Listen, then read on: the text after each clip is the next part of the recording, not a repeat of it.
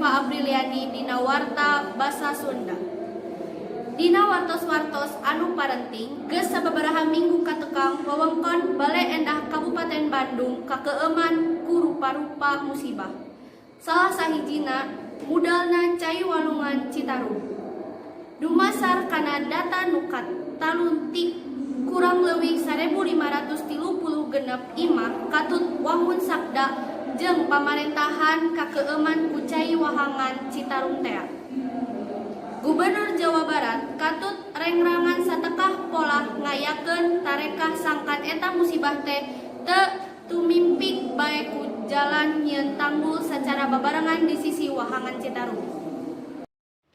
Tapi teu saeutik warga masyarakat sabudeureun Kota Bandung ngarasa prihatin ku ayeuna musibah kieu teh. Rereongan ngayakeun tarekah ngumpulkeun waragat keur sumbangkeuneun ka warga anu kakenaan ku musibah teh.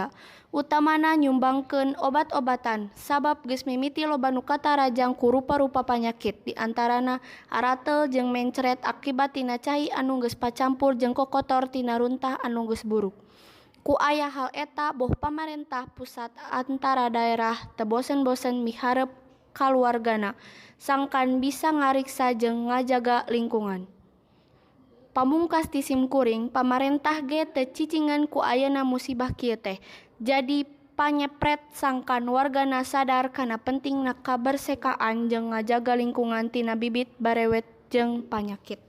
Kitu nu dipikahatur simkuring Denia Nurifa Apriliani ambit mundur. Wassalamualaikum warahmatullahi wabarakatuh.